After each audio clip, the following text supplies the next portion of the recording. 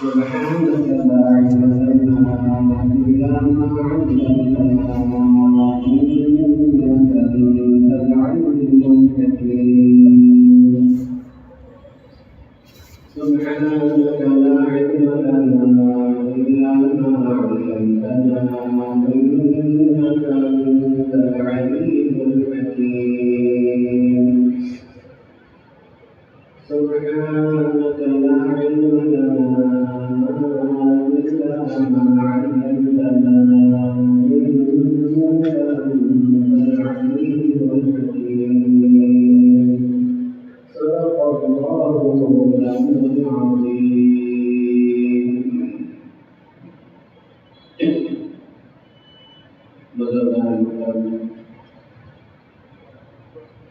گزشتہ آپ نے یہ بات سنی تھی. اللہ تبارک و تعالیٰ اپنے مقدس کلام میں ارشاد فرماتے ہیں وَمَن يَبْتَغِ غَيْرَ الْإِسْلَامِ دِينًا فَلَن يُقْبَلَ مِنْهُ وَهُوَ فِي الْآخِرَةِ مِنَ الْخَاسِرِينَ. جو کوئی دین اسلام کے علاوہ دین تلاش کرے اللہ اس کے دین کو کبھی بھی قبول نہیں کرنا چاہے اور یہ شخص آخرت میں نقصان اٹھانے والا نہیں ہے. اللہ کے پاس دین اسلام کے علاوہ کوئی دین نہ دین ہے نہ اب کوئی مذہب رہا ہے. اگر کوئی دین اسلام کے علاوہ کسی دین کو دین بنانے کی فکر کرے گا وہ فی الآخرۃ من الخاسرین. دنیا میں چند دن وہ اس میں لگا ہوا رہے گا لیکن آخرت کے بڑے ٹوٹے میں بڑے خسارے میں اور بڑے نقصان اٹھانے والوں میں اس کا شمار. اللہ کو اپنی توحید بہت پسند. چنانچہ گزشتہ آپ کی خدمت میں یہ بات عرض کیا پورے قرآن کا خلاصہ یہی تین باتیں توحید، رسالت اور آخرت. اور توحید میں ساری مکمل اللہ کی وحدانیت بیان فرمائی. چنانچہ قرآن کریم کے ٹکڑوں کے اندر تقسیم کی جائے تو اس میں بعض صورتیں مکی ہے بعض صورتیں مدنی ہے.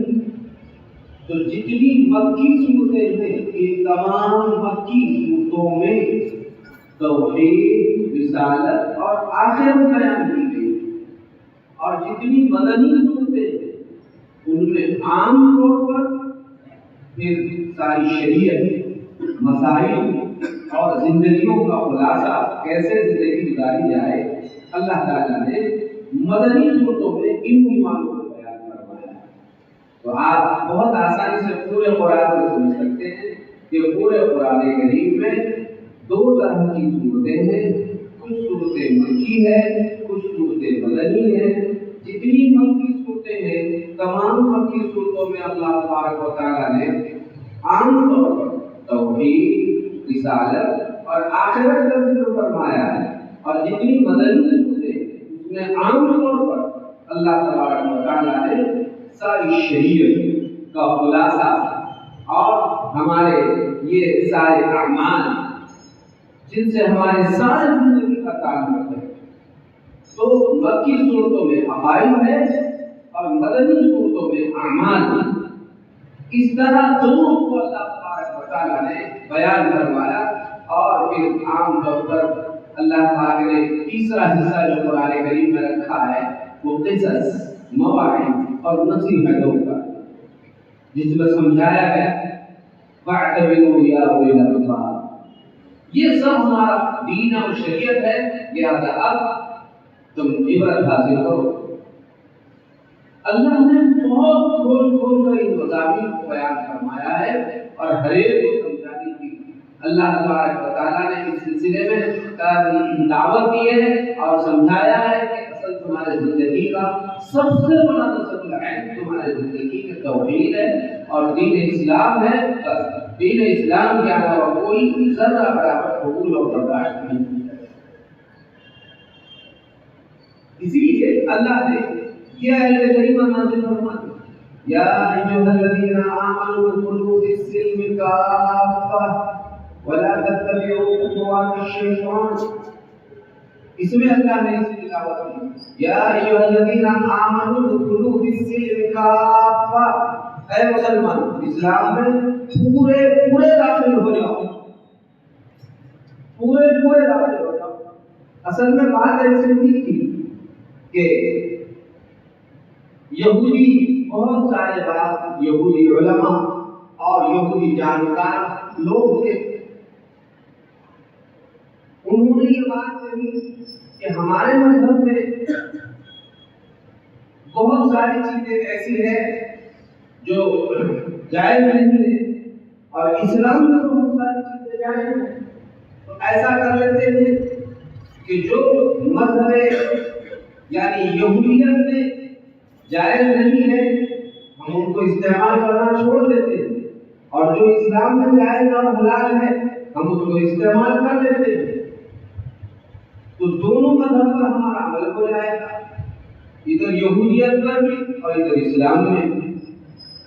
یہ بات جب لوگوں نے آپس میں طے کر لی، اللہ تعالیٰ نے ان کے رد میں یہ آیت نازل فرما دی یا ایھا الذین آمنوا ادخلوا فی السلم کافہ.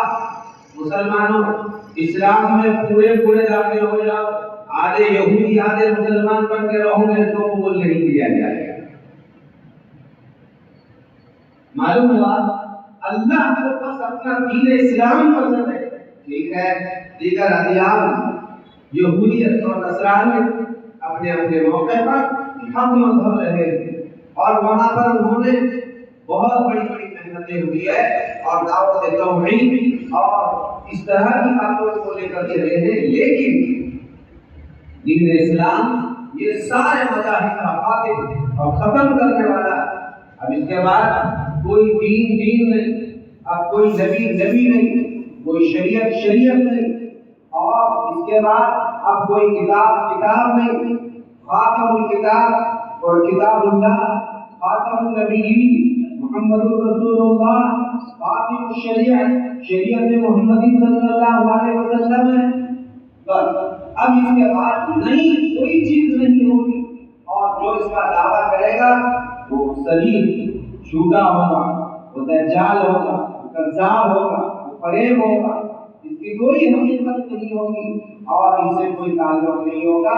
آپ ان سب کو اس باتوں کی خاص طور پر دعوت دی گئی ہے کہ دین اسلام پر قائم رہے، دین اسلام پر آپ پوری طرح سے مضبوطی سے جمے رہے اور ذرا برابر ادھر ادھر ہمیں کام جھانک کرنے کی گنجائش نہیں. جیسے ابھی آپ نے سنا، اور اس دور میں اگر بعض لوگوں کے ذہنوں میں یہ بات آئے کہ جیسا دیش ویسا بھیس اپنا بنا کے رکھے اور کبھی ایسے کبھی ویسے رہے، تو وہ لوگ بھی خوش ہوں گے، ہم بھی خوش ہوں گے. ادھر اللہ بھی خوش اور ادھر اور قومیں بھی خوش اور معبودان باطلہ بھی خوش اور دوسری قوموں کو خوش کرنے کی اگر کوششیں کی جا رہی ہیں اور کی جائے گی. اللہ تعالیٰ نے صاف طور پر قرآن کریم میں ارشاد فرمایا وَلَن تَرْضَىٰ عَنكَ الْيَهُودُ وَلَا النَّصَارَىٰ حَتَّىٰ تَتَّبِعَ مِلَّتَهُمْ. یہ یہودی اور نصارہ تم سے اس وقت تک راضی نہیں ہونے والے ہیں جب تک تم کو یہودی نصارہ بنا کے نہیں چھوڑیں. یہ جو تمہاری سوچ ہے جیسا دیش ویسا بھیس کر کے رہیں گے اور موقع میں رہنے سے کبھی ایسے اور کبھی ایسے رہیں گے تو وقتی خوش ہونے والے نہیں ہیں. وہ یہی چاہیں گے کہ تم پوری طرح سے دین اسلام کو چھوڑ دیں اور پوری طرح سے یہودیت اور نصرانیت اور اس طرح باقی مذہب کو تم اختیار کر کے جب تک تم نہیں رہیں گے اس وقت تک تم سے کوئی خوش نہیں ہونے والا ہے. اسی لیے اللہ تبارک و تعالیٰ نے فرمایا یریدون لیطفئوا نور اللہ بافواہہم واللہ متم نورہ ولو کرہ الکافرون. اس لیے فرمایا ولو کرہ المشرکون. یہ لوگ یہ چاہتے ہیں لیطفئوا نور اللہ بافواہہم کہ اللہ کے نور کو اپنے منہوں سے بجھائے. دیکھو ایسی تو بڑی اللہ تبارک و تعالیٰ نے انتخاب فرمایا ہے، بڑا عجیب انداز. یہ یہ مشرکین یہ چاہتے ہیں کہ اللہ کے نور کو یعنی دین اسلام کو اپنے منہ سے بجھائیں. ظاہر ہے آپ اچھی طرح سمجھیں، معلوم ہوا وہ یہ سمجھتے ہیں مشرکین یہ دین تو کیا حیثیت رکھتا ہے. دھیان سے سنیے اس نقطے کو آپ. یہ دین کیا حیثیت رکھتا ہے؟ اس کے لیے نہ بڑی ہوا کی ضرورت ہے، نہ بڑے پنکھے کی ضرورت ہے، نہ بڑے پانی کی ضرورت ہے. یہ اگر دین اسلام کی آگ جل رہی ہے تو یہ تو ایسا ٹمٹماتا ہوا چراغ ہے کہ اگر اس سے منہ سے پھونک دیا جائے تو چراغ بجھ جاتا ہے. ایسا ہی یہ دین اسلام کے لیے نہ بڑے پنکھے کی ضرورت ہے، نہ بڑے پانی کی ضرورت ہے، نہ بڑے ہوا کی ضرورت ہے. ہمارے منہ کی پھونک یہ دین بجھانے کے لیے کافی ہے. لیکن اللہ کا اور یہ اللہ تبارک و تعالیٰ کا منشا اور یہ اللہ تبارک و تعالیٰ کا دین ہے. اس دین کو منہ کیا ساری دنیا اور ساری طاقتیں اگر ایک ہو جائے یہ ذرہ برابر نقصان نہیں پہنچا سکتی ہے. اللہ تبارک و تعالیٰ قرآن کریم میں ارشاد فرماتا ہے یریدون لیطفئوا نور اللہ بافواہہم. یہ دین کو ایسا کمزور سمجھتے ہیں کہ اپنے ہونٹوں سے پھونک کر اس دین کو بجھا ڈالیں گے. لیکن یاد رہے واللہ متم نورہ، جس کو یہ ہونٹوں سے بجھانا چاہتے ہیں یہ پوری زندگی اپنے تباہ کر ڈالے، برباد کر ڈالے اور پوری طاقتیں یکجا کر ڈالے. یہ سب خود تباہ ہو گئے. دین تباہ نہیں ہونے ہے. واللہ متم نورہ، اللہ پاک جس کو یہ بہت چھوٹا سمجھ رہے ہیں، اس چھوٹے دین کو جو ان کے نگاہوں میں چھوٹا لگ رہا ہے، نظر آ رہا ہے، متم نورہ اللہ اسے پورے عالم پر غالب فرما رہا ہے. اور ایک دن آئے گا سارے عالم پر اللہ پاک اسی دین کو غالب کرنا ہے. اس لیے بھائیو صاف بات، ہمیں دنیا کے کسی موڑ پر اپنے آپ کو کمزور سمجھنے کی، مایوس ہونے کی قطعاً ضرورت نہیں. ایسا ہوا ہے اور ہوتا رہا. ظاہر ہے وہاں پر پیغمبر موجود ہے، وہاں صحابہ موجود ہے، وہاں پر قرآن کریم اتر رہا ہے، وہاں جبرائیل علیہ السلام آ رہے ہیں، جا رہے ہیں. اس پس منظر میں مشرکین نے یہ بات کہی تھی یہ دین تو ہم بہت آسانی سے بجھا سکتے ہیں. تو وہ جہاں جن کو سمجھ رہے تھے یہ مٹھی بھر ہے، انگلیوں کے گنے جیسے ہیں، ان کو ہم فوراً بجھا کر چھوڑ دیں گے، اللہ ان کا رد فرما رہا ہے. تم اس وقت بھی نہیں بجھا سکے اور نہ اب بجھا سکتے ہو اور نہ ہی قیامت تک بجھا سکتے ہیں. جس دن دین بھول جائے گا ساری دنیا کو اللہ بجھا کے چھوڑے. یہ ساری دنیا اسی دین کی برکت سے چل رہی ہے. اور یہ بات یہ ہے کہ دین بجھنے والا نہیں ہے. یہ بات اور ہے کہ دنیا سے اللہ کا نام لینے والے ختم ہو جائیں گے تو اللہ تعالیٰ ساری دنیا کو ختم کروا دے گا. لیکن دین اپنی اصلی حالت میں اور اصلی حیت میں جیسا پہلے دن تھا آج بھی ہے اور قیامت تک رہے گا. اور دین کی حفاظت کرنے والے ہر زمانے میں اللہ تبارک و تعالیٰ نے ایسے جیانے اور جوان علم ہر وقت رکھتے ہیں جو ماشاءاللہ ہر لائن سے اور ہر زاویے سے دین کی حفاظت کر رہے ہیں اور دین کی حفاظت وہ کر رہے ہیں. بس بات یہ ہے کہ ہماری دین پر چلنے والوں کو کسی موڑ پر مایوس ہونے کی ضرورت ہے. ہم عام طور پر دیکھ رہے ہیں کچھ حالات آئے، مسائل آئے تو ہم یہی سمجھتے ہیں اب ہمارا کون یار مددگار ہے، ہم کہاں لے رہے ہیں، ہم کہاں. یہ سب ہماری والیات ہے. ہمیں تو یہ بات یقین کرنے کی ضرورت ہے چاہے دنیا میں کوئی ہمارا پوچھنے والا نہ ہو، اللہ حاضر ناظر اور اللہ تعالیٰ سمیع اور بصیر اور اللہ تبارک و تعالیٰ اپنی پوری قوت کے ساتھ ہر موڑ پر موجود ہے.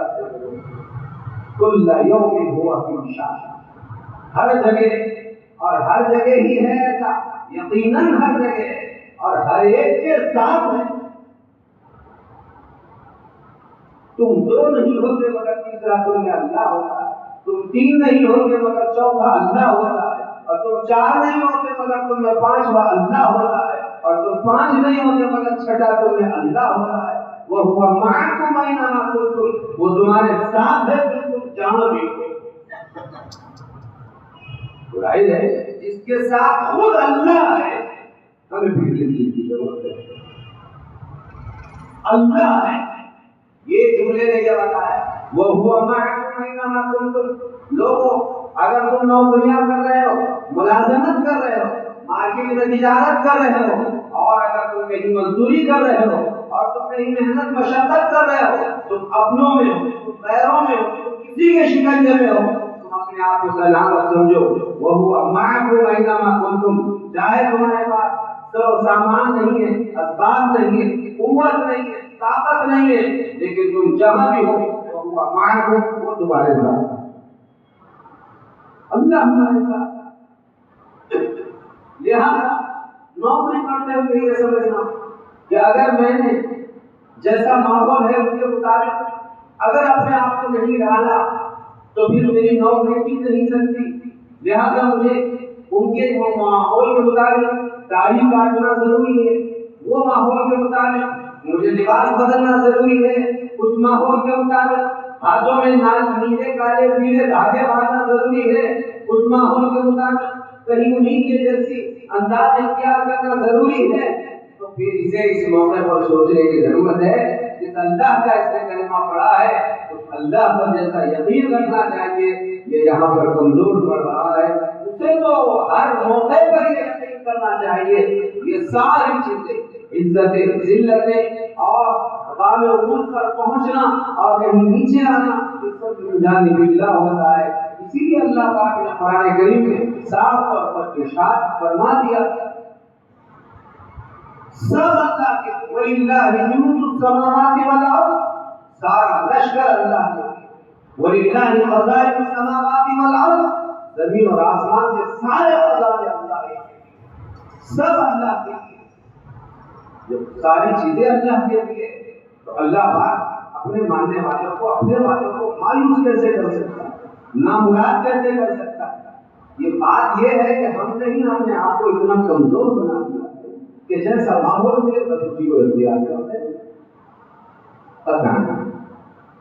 تو اسی طرح جو رشتہ معروضات میں بڑے زور سے آپ کے خدمت میں یہ بات عرض کی گئی تھی کہ بھائیو خاندان ماحول سے کہیں متاثر نہیں ہونا چاہیے.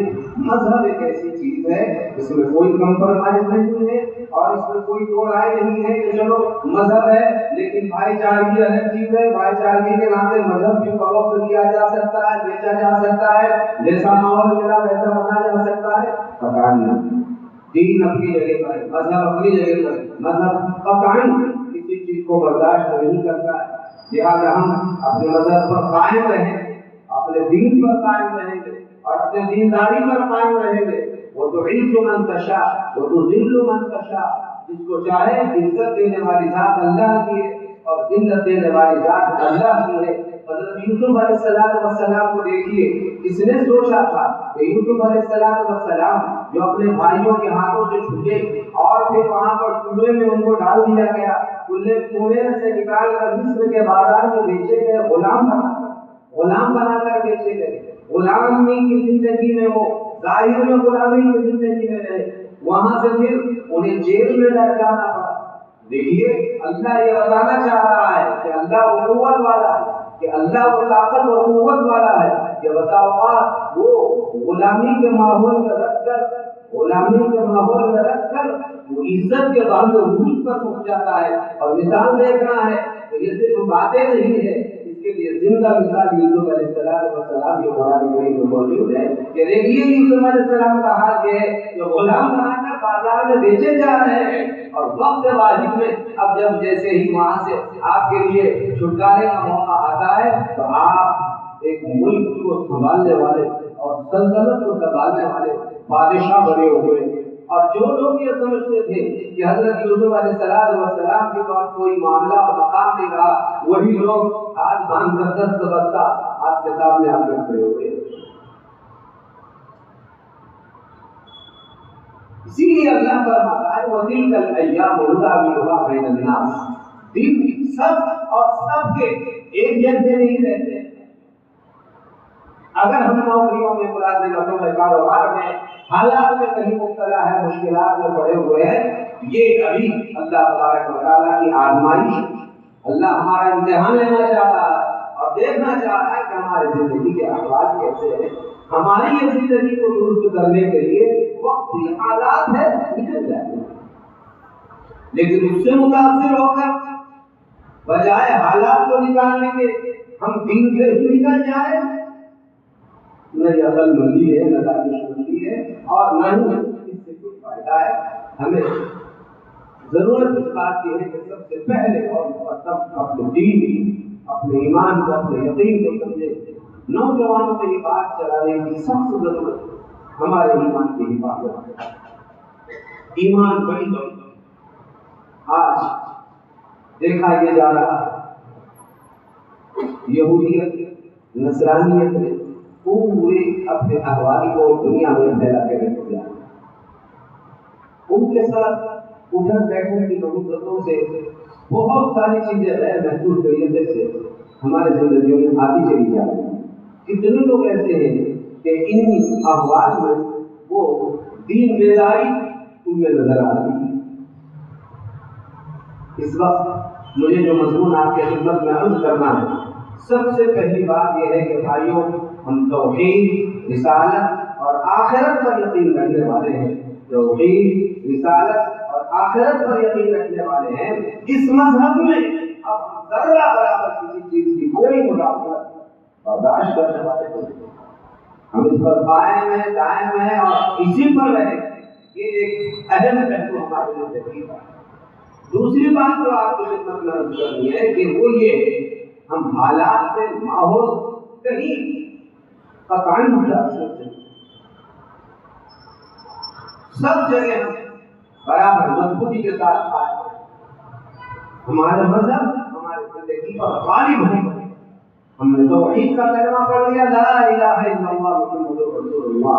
اب اس کے خلاف کیسی ہی باتیں آئیں ہم ذرہ برابر اسے برداشت نہیں کریں گے، کیونکہ ہم توحید والے ہیں، اللہ پر یقین رکھنے والے ہیں. اور دوسری بات جو آپ کی خدمت میں عرض کی گئی تھی کہ ہمیں متاثر ہونے کی ضرورت نہیں. اس دور میں ہم طور پر دیکھا جا رہا ہے لوگوں کے احوال کہ ان کا رہن سہن، ان کی وضاحت اور دلدار کلچر، تہذیب دن بہ دن بدلتی چلی جائے.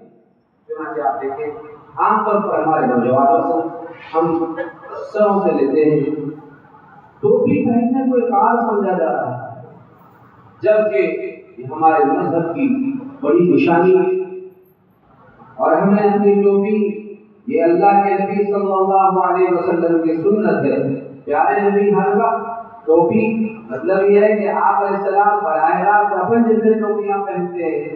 آپ علیہ السلام عام طور پر پگڑی استعمال فرماتے تھے اور عمامہ استعمال فرماتے تھے. اور آپ علیہ السلام کا عمامہ ہر وقت آپ پر لگا ہوا رہتا تھا. اندر سے آپ پہلے ایک ٹوپی پہنتے تھے جو سر سے چپکی ہوئی رہتی تھی، اور اس کے بعد عمامہ. اللہ کے پیارے حبیب صلی اللہ علیہ وسلم کی یہ اہم سنت ہے، آپ کا طریقہ ہے، اور پھر سارے صحابہ کی زندگی میں یہی ہے. کہیں آپ نہیں بتا سکتے ہیں کہ صحابہ اور اللہ کے رسول صلی اللہ علیہ وسلم کہیں کھلے سر رہتے ہو سوائے حالت احرام کے. احرام کی حالت کو مستثنا ہے، باقی عام حالات میں آپ سر پر ٹوپی استعمال کرنا سکتے ہیں. اب آپ ہم سب دیکھیں ہمارے جوان بیٹے ہیں، کیا ہمارے جوانوں کے سروں پر ٹوپیاں اس وقت ہیں؟ عام طور پر دیکھیے ٹوپیوں سے کوئی تعلق نہیں، سروکار نہیں ہے. ایسا سمجھ رہے ہیں ٹوپی بس ایک ظاہر چیز ہے، وہ مسجد کی چیز ہے. کہیں مسجد میں جائیں گے تو مسجد میں جانے کے بعد ضرورت پڑے تو ہم ٹوپی وہاں، اور وہاں بھی سب کرائے کہ جیسے ٹوپیاں لا لا کے رکھ لی گئی ہے مسجدوں میں، وہ ٹوپی ملی استعمال کریں گے. نہیں ملی کون سا اتنا بڑا مسئلہ ہے کھلے کرنا. ٹھیک ہے، مانا کہ ٹوپی پہننا فرض نہیں، ٹوپی پہننا واجب نہیں، ٹوپی پہننا ضروری نہیں ہے، لیکن یہی کیا کم ہے کہ اللہ کے نبی صلی اللہ علیہ وسلم کی سنت کے خلاف ہم زندگی بناتے ہیں. آقا تو ہر وقت سر ڈھانپے ہوئے رہتے تھے اور ہم کھلے سر پھر رہے تھے. آپ علیہ السلام کبھی تہر خانے میں کھلے سر تشریف لے جاتے تھے. استنجا خانے کہیں آپ کھلے سر نہیں تشریف لے جاتے تھے. جب بھی آپ ضرورت کا تقاضا ہوگا سر آپ جھکا ہوا رہتا ہے. کھانا کھاتے وقت آپ اس طرح کی چیزیں استعمال کرتے وقت ہر وقت اللہ کے رسول صلی اللہ علیہ وسلم سر اقدس کام ہوا ہے.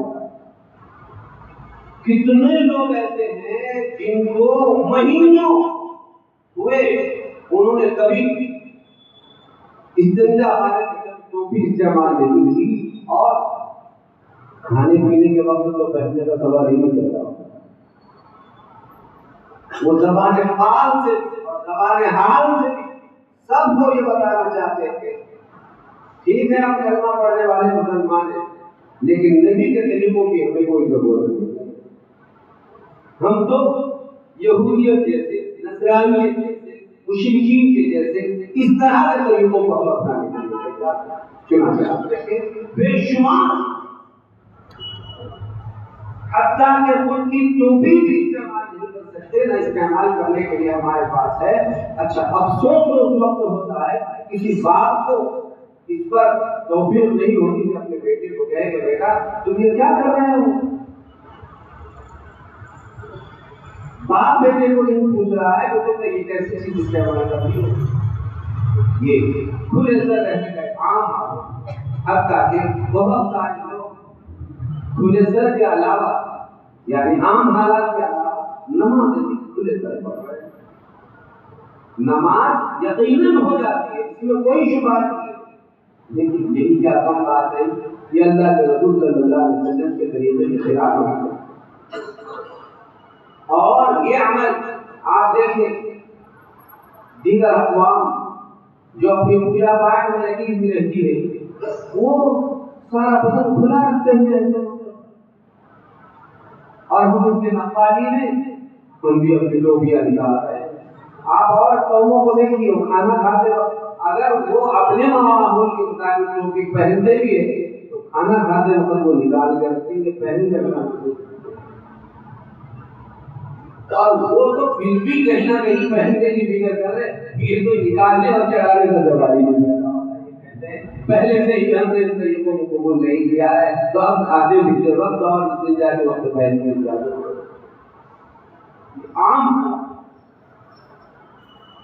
بھائیوں اس طرح عورتوں کو اس معاملے میں روک ٹوک کرنے کی ضرورت ہے کہ سر پہ تمہارے پلو نہیں ہے آپ برابر سر ڈھک کر رہیے بیٹھیے کھائیے پیئے. ہمارے نوجوانوں کو یہ بات ترغیب دلانے کی ضرورت ہے. آپ اپنے سر کو ڈھکا ہوا رکھیے کھاتے وقت پیتے وقت استنجا کے وقت نمازوں کے وقت باہر گھومتے پھرتے وقت عام مواقع پر ٹوپی کی ضرورت ہے. لیکن یہی چیز اگر فیشن بول کر مارکیٹ میں آ جائے آپ دیکھیں گے سب سے پہلے یہی نظر آتے ہوئے کیونکہ وہ شیطانوں کا طریقہ ہے یہ اللہ کے رسول کا طریقہ تھا. یمن سے محبت نہیں ہے اور شیطانوں کے طریقوں سے محبت ہوتی ہے. اس میں پھر جیسے وہ بتا رہے ہیں بن رہے ہیں بالکل ایسے ہی کر کے ہمارے نوجوان سارے زندگی بنا رہے ہیں. انتہائی غلط بات اس نحوست سے اللہ تعالیٰ ان کے زندگیوں کی برکتیں چھین رہا انوارات نظر نہیں آ رہے نورانیتیں ان کے چہروں کی کھجی دکھ رہا ہے. عام طور پر ہمیں دنیا کے ہر کونے میں یہ بتانا ہے کہ الحمدللہ اور سے فعل سے عمل سے کردار سے کلچر سے ہمیں یہ بتانا ہے کہ الحمدللہ ہم مسلمان ہیں اور یہ اسلام کی نشانیاں ہمارے ساتھ ہمارے بدنوں میں جڑی ہوئی ہے. ہم ایسے نہیں ہیں کہ اقوام کی طرح کہ مسجدوں میں لوگ مسلمان ہیں اور مسجد کے باہر ہمارا کوئی تعلق نہیں کوئی پہچان نہیں سکتا ہم کون ہیں اور کدھر سے آئے. ہر جگہ ہم مسلمان ہیں اسلام ہمارے پاس. اس لیے یہ خاص ایک بات یہ آپ ذہن میں رکھیے اپنے نوجوان بچوں کو اس بات کی طرف مائل کریں، خود بھی اس پر قائم رہیں، نہیں ہے بچوں کو پابند کرا دیا جائے۔ آپ اس طرح سے ترتیبات اپنی بنائیے۔ ایک بات یہ تھی۔ دوسری بات آپ لباس دیکھیے۔ مجھے بالوں اور داڑھی سے متعلق مضمون عرض کرنا ہے، انشاءاللہ یہ مضمون آئندہ جمعہ عرض کیا جائے گا۔ ابھی میں آپ کو لباس سے متعلق بات عرض کر رہا ہوں۔ آپ دیکھیے لباس، کپڑے جو پہنتے ہیں، شرٹ کیسا ہے، پاجامہ ہمارا کیسا ہے۔ نوجوانوں کا عام طور پر پہلے ایسے لباس دیکھ کر بھی حیا آتی تھی، اب بھی بنیاد پر رہ کر کسی سے بات چیت کرنے کی شرم آتی ہے۔ معلوم نہیں 24 گھنٹوں کی زندگیاں گھروں میں، باہر بازار میں، مارکیٹ میں، آفسوں میں، حتیٰ کہ اپنی محرم نامحرم عورتوں کے سامنے ایسے لباس پہن کر بیٹھتے ہیں، اللہ اکبر، ان کو دیکھ کر شرم آتی ہے کہ اللہ یہ کیا ہو رہا ہے۔ اور عام طور پر دیکھیے یہی بات یہودیت اور نصرانیت نے خاص طور پر اپنے طریقے چلائے۔ انہوں نے اپنے آفسوں کی زینت ایسے کپڑے بنائے ہیں، بس بہت چھوٹے چھوٹے کپڑے کو استعمال کریں گے جن کی آستین نہیں ہے برابر، اور بس وہ پہن کر معلوم نہیں وہ بڑے آفیسر میں آفس میں بیٹھے ہوئے ہیں، آفیسر بنے ہوئے ہیں، لیکن انتہائی ایسی حالت میں واللہ عالم کیا بات ہے۔ یہ چونکہ ہو ہی رہا ہے، دنیا کے نقشے پر سامنے آئے کہ اس میں یہودی کیسے رہے، نصرانی لوگ کیسے رہے، مشرکین کیسے رہے۔ انہوں نے کہا ہم نے ان سے پیار ہو گیا، ان سے محبت ہو گئی، یا کہ ان کے طریقوں کو اپنایا۔ اللہ کے نبی صلی اللہ علیہ وسلم عام طور پر جو کپڑے استعمال فرماتے تھے، جیسے احرام کی چادر ہوتی ہے، یہ احرام جیسی چادر لیکن پورا بدن ڈھکا ہوا ہے، حتیٰ کہ آپ نے یہ تنگ آستین کا جبہ پہنا ہے اور اس میں آستین یہاں تک ہوتی تھی، پورا بدن چھپا ہوا، پورا بدن چھپا۔ اسی لیے علماء نے لکھا ہے کہ اگر کوئی شخص ایسے آپ آستین شرٹ پہن رہا ہے، ایسی حالت میں نماز پڑھنا مکروہ۔ صرف یہی نہیں، اور جو ہم نے وضو بنایا اور آستین پوری ہے ہماری، لیکن ہم نے آستین وضو بنانے کے لیے چڑھایا تھا، تو ضروری ہے کہ وضو مکمل ہونے کے بعد پہلے ہم آستین نیچے کر لیں۔ اگر ہم نے آستین چڑھا کر یوں ہی نماز پڑھ لی تو باوجود یہ کہ آستین والا شرط ہے لیکن آستین چڑھا کر پڑھ رہے ہیں تب بھی مکروہ۔ اب آپ اندازہ لگائیے اس حالت میں نماز مکروہ ہوتی ہے۔ جب نماز مکروہ آستین والی حالت میں ہو رہی ہے تو جنہوں نے اپنے زندگی کا شیوا بنا وہ کہے ارے وہ 10 منٹ کی مسلمانی ہوتی ہوتی ہے، کیا اتنا زیادہ معاملہ کرنے کی ضرورت ہے، ہمیں تو رات دن آفس میں رہنا پڑتا ہے، لوگوں کے سامنے رہنا پڑتا ہے، یہودیوں کے سامنے، مشرکین کے سامنے، نصارا کے سامنے، عیسائیوں کے سامنے، غیر اقوام کے سامنے رہنا پڑتا ہے۔ اللہ نبی والا طریقہ تو 10-15 منٹ کا ہے، اس کے لیے کیا ضروری ہے کہ ایسے بات کو استعمال کریں۔ اللہ میں 2 جملوں کی وضاحت آپ کے حکم کو کرتا ہوں۔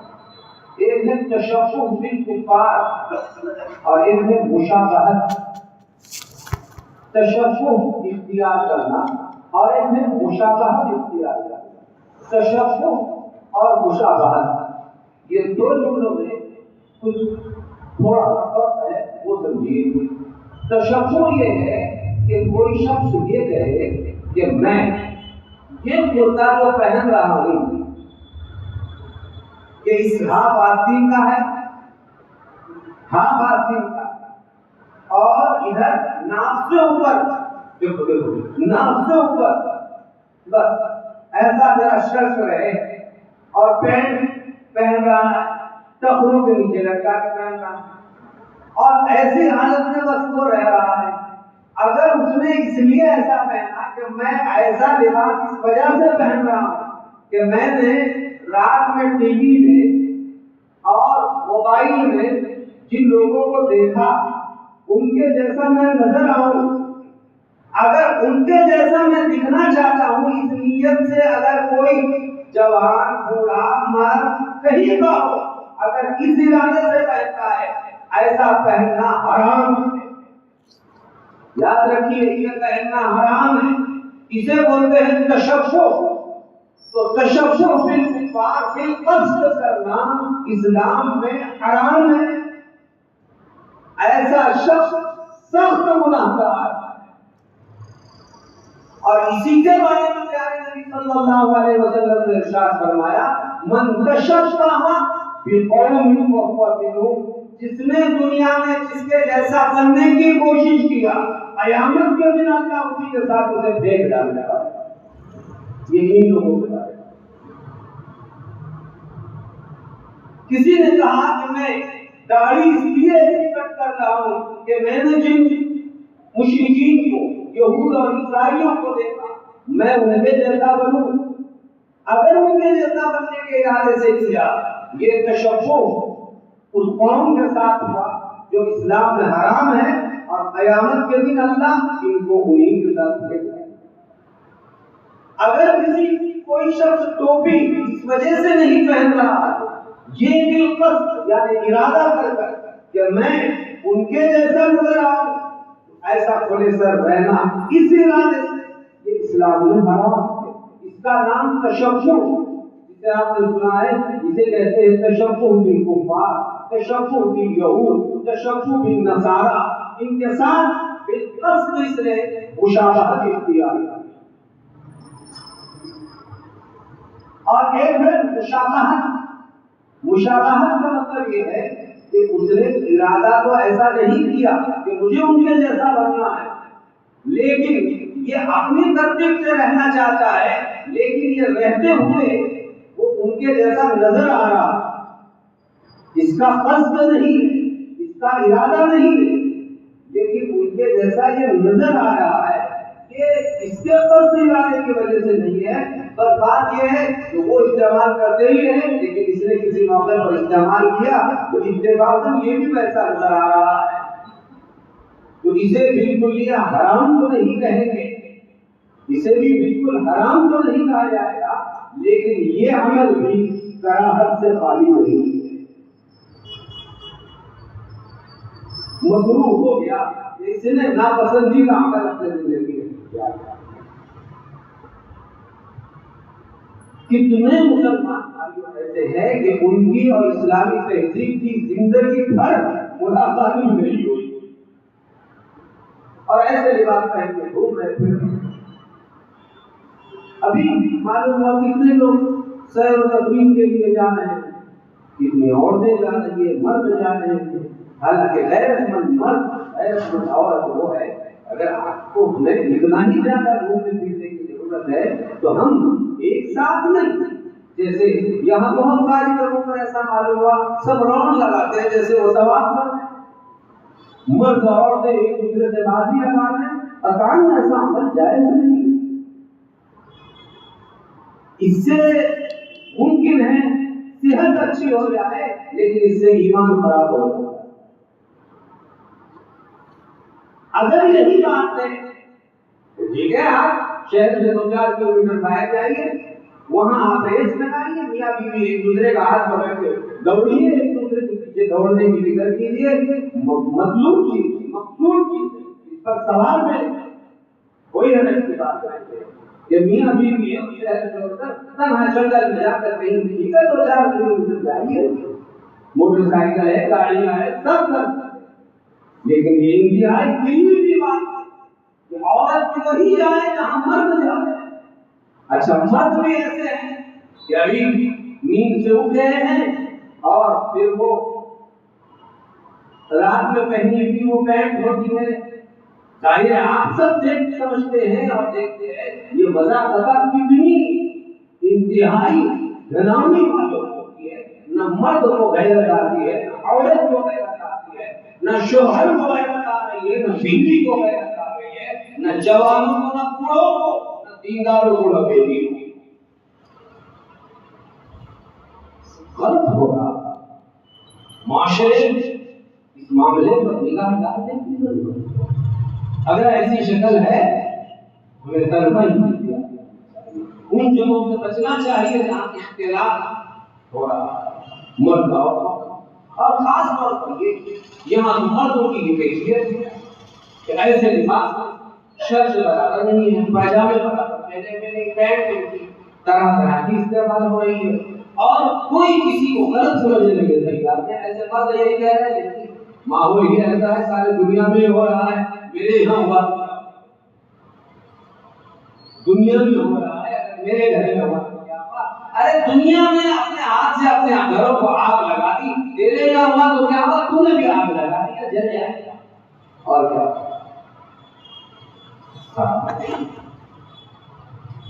تشبہ بھی نہیں ہونا چاہیے اور مشابہت بھی نہیں، علاج معالجے کی ضرورت ہے لیکن طریقے اپنائیں بہت ساری اور ان کو استعمال کیجیے اور وضع شرعی اسلامی کسی قوم سے مکان کہیں بھی متاثر ہونے کی ضرورت ہے، لیکن نئی نئی چیزیں لاتے واٹس ایپ پر، فیس بک پر، موبائل میں عورتوں نے اپنا طریقہ اپنایا ہے، مردوں نے مردوں کا طریقہ اپنایا ہے، تو اکثر عورتوں پر ہی بولا جاتا ہے، مردوں کو بھی سمجھنے کی ضرورت ہے۔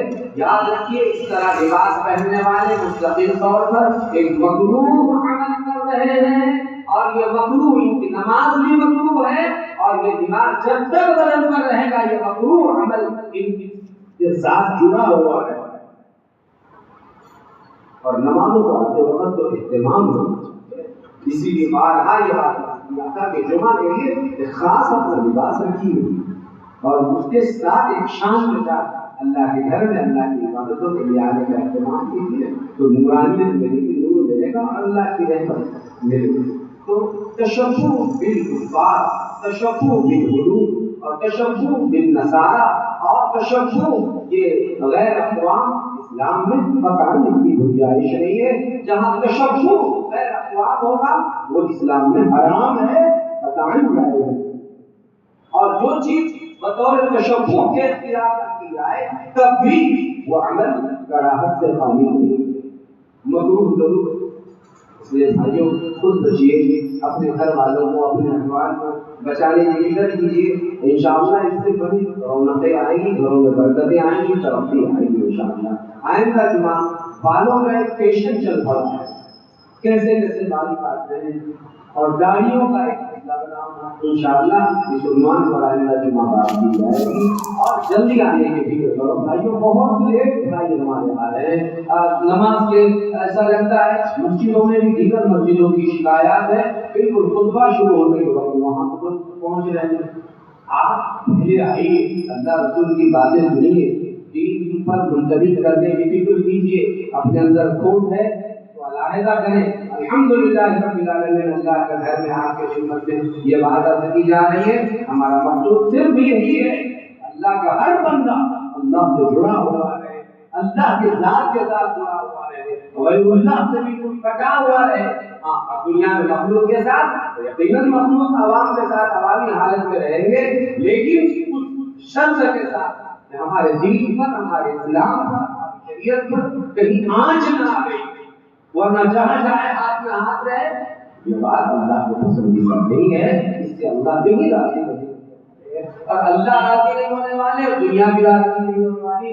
لن ترضى عنك اليهود ولا النصارى، نہ تو یہود نصارہ اور مشرکین راضی ہونے والے، نہ ہی اللہ راضی ہونے والے، تو گویا یہ خود اپنا ٹھکانہ جہنم میں بنا ہے، نہ دنیا رہی نہ آخرت رہی، یہ تیسرے ہی راستے پر جا رہا ہے۔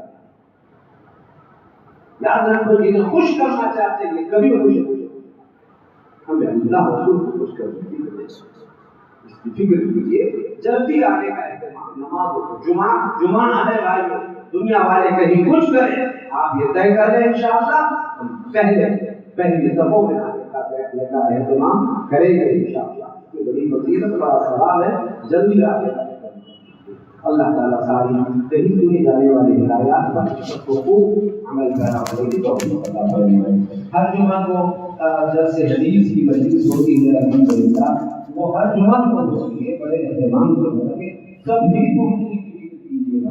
اس سے استفادہ کیجیے. کچھ دیر بیٹھنا ہوتا ہے، رونا دھونا ہوتا ہے، مانگنا ہوتا ہے، اپنے دل کے احوال اللہ کے دربار میں پیش کیے جاتے ہیں. بڑا اچھا ہوگا کوئی بات لگ گئی اللہ کے دربار میں مسئلہ حل ہو جائے، ورنہ پھر ایسے زندگی بسر نہیں ہوگی. وقت پر فکر کے ساتھ پہنچنے کی فکر فرمائیے.